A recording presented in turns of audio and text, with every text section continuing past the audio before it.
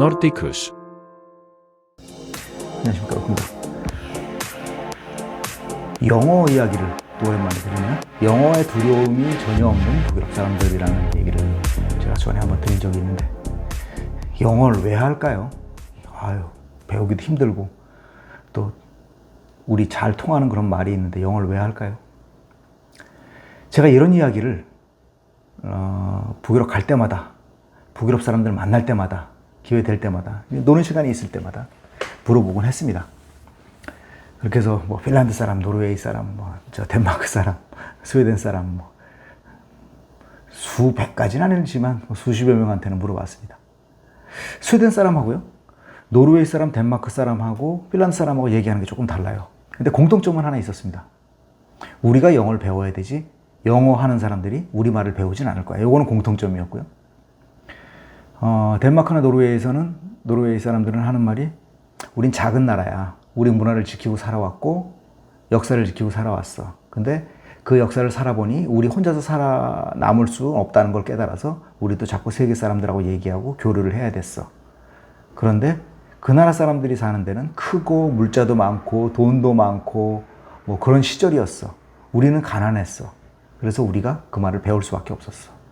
또 노르웨이도 비슷한 말이고요.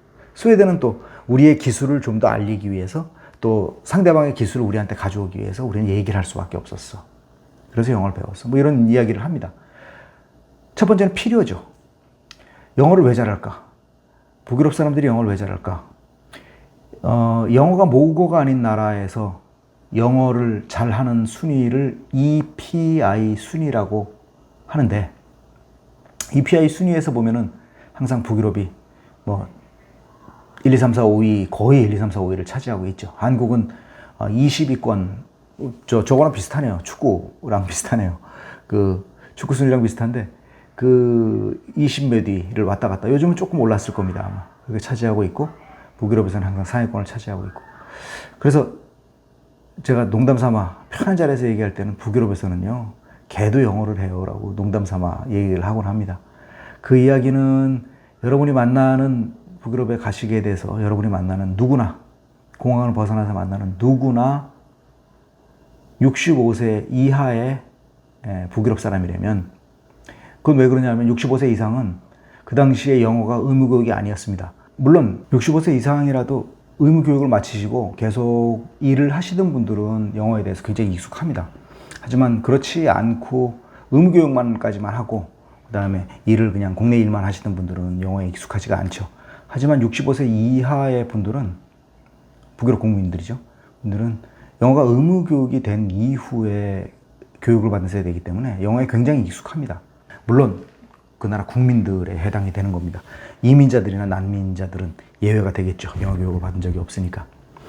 근데 영어를 이렇게 잘하게 된 이유는 아까 말씀드린 대로 필요라고 단순히 간단히 말씀을 드렸는데, 그럼 어떻게 해서부터 이렇게 영어를 잘하게 됐는가라고 보면은 또 북유럽의 차별화된 환경을 빼놓을 수가 없습니다.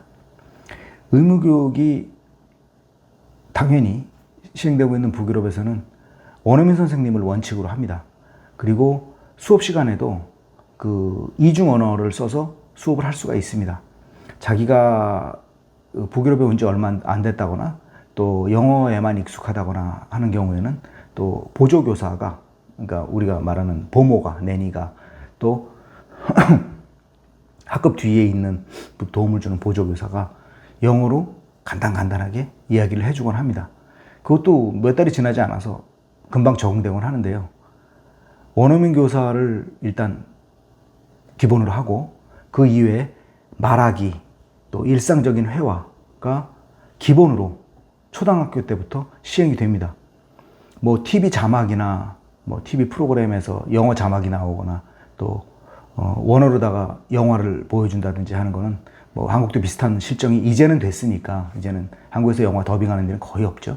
그러니까 이제는 한국도 그렇게 됐으니까 그거는 말을 특별한 점이 아니겠습니다만, 원어민 선생님은 굉장히 중요한 점 같아요.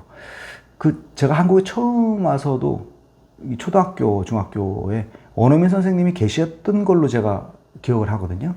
그래서 그 원어민 선생님이 또 저 살던 근처에 고향인 분이어가지고 저랑 한참 얘기를 했던 그런 기억도 납니다만, 그 이후에 그 한국의 그 공립학교에서 원어민 선생님이 다 없어진 걸로다가 지금은 생각이 됩니다. 그 이후엔 제가 뭐 관심 있게 보진 않았습니다만, 그 어떻게 보면 한국에서 한국 부모님들이 가장 바라는 그런 교육 중에 하나가 영어 교육일 것 같은데, 오히려 영어 교육이 한 진짜 7, 8년 전보다 약간 퇴보한 것 같은 그런 느낌을 받습니다. 똑같이 영어를 가르치는데, 똑같이 영어를 배우는데, 원어민 선생님도 한국에서 있었죠. 제가 봤습니다. 원어민 선생님도 계셨고, 영어 공부를 갖다가 똑같이 초등학교 때서부터 시행을 하고 있는데, 왜 어느 나라는 영어를 잘하는 상위권에 들어가 있고 어느 나라는 못할까? 그 이유가 뭘까라고 저는 저 나름대로 생각을 해봤는데, 그 원인은 제가 초등학교를 다니고 중학교에 다니던 시절이나 지금 제가 아이들이 학교를 다니던 시절이나 수십 년이 지난 지금도 마찬가지 영어 교육의 문제라는 생각이 듭니다. 영어 교육을 효과적으로 할 수 없는 이유는 영어 교육을 담당하고 계시는 장관님이나 정책을 담당하고 계시는 분들이 영어를 배운 적이 없기 때문입니다. 언어에 관해서 하나를 능통하게 할 만큼 교육을 받지 않았기 때문에 외국어 교육이 이렇다, 이렇게 해야지 효과적이다라는 정책을 내뱉을 수 없다고 생각이 됩니다. 지금까지의 영어 교육, 지금까지 바뀌지 않는, 페이지 수가 조금 고급화됐고 내용이 좀 만화같이 되어 있는 그런 영어책을 봅니다만, 그 내용은 제가 배우던 I'm Tom과 다름이 없어요. 그렇게 해서 주어를 따지고 문장을 따지고 또 발음을 따지고 문법을 따져서 그걸 어디 그동안 이렇게 쓰셨습니까? 어떻게 그동안에 생활을 하면서 어디에 쓰셨습니까? 그거를. 지금 쓸모가 하나 없는 영어 교육을 지금 받고 있다는 생각을 저는 들고, 영어를 시작할 때 초등학교, 중학교까지는 원어민 선생님들이 한국의 영어 교육을 담당할 수 있는 그런 시스템이 되어야 된다고 생각합니다. 그러기 전에는 아마 영어가 한국에서 잘하기 쉽지 않을까. 그래서 죽을 때까지 영어로 고민하는 분들이 많지 않을까. 지나고 보면 언어가 사실 고민할 게 아닌데 말이죠. 이게 언어를 배우면서 나 힘들어 죽겠네라는 건 그건 언어를 잘못 배우고 있다는 그런 이야기거든요. 언어를 배울 때 굉장히 즐겁고 그냥 하루하루 배우는 게 재밌고 부담 없이, 물론 시험 전에는 공부를 해야 되니까 좀 힘들겠지만 그 배울 때는 굉장히 재밌게 해야 되는 걸로 저는 알고 있습니다. 그리고 그렇게 배웠습니다. 그런데 지금 영어 시간이 어렵고 영어를 숙제를 한다고요. 과외를 한다고요. 언어를 그렇게 받아들이게 되면 이거는 언어가 아닌 또 다른 학문이 되는 거죠. 그래서 저는 오히려 한국에서 영어를 배우는 게 영어를 배우는 게 아니라 무슨 영문학, 그 잉글리시 리터리처라고 그러잖아요. 영문학을 배우는 게 아닐까라는 그런 생각도 하고 있습니다. 북유럽에서는 이런 문법이나 또 어려운 단어들을 무조건 외워야 된다는 방식으로 영어를 가르치고 있지 않습니다. 처음에 회화로 위주 시작을 하고, 그 다음에 그 회화에서 내가 어떤 거를 발표를 해본다, 어떤 주장을 해본다 해서 시작을 하고요. 그 다음에 간단한 책부터 읽어본다, 조금 어려운 책 읽는다, 그리고 나서 이거를 뭐 한 줄 적어본다, 두 줄 적어본다. 점점 제가 지금 발전하는 단계를 말씀드리고 있는 겁니다. 이런 관계를 통해서 발전을 하기 때문에 제2외국어는 당연한 이야기고요. 의무교육이니까. 언어를 4가지를 한다. 와, 정말 너 너무 열심히 공부했구나라는 생각이 들지 않습니다. 왜냐하면 너무 많기 때문입니다. 그런 사람들은. 3가지 언어는 굉장히 많고요. 4 정도 하는 사람도 굉장히 많습니다. 그러니까 이것이 4개를 한다, 3개를 한다, 2개를 한다, 뭐 하나를 한다. 그게 좋고 나쁘고의 그런 단계가 아니라 당연한 거다라는 그런 인식을 가지는 게 오히려 더 중요할 것 같습니다.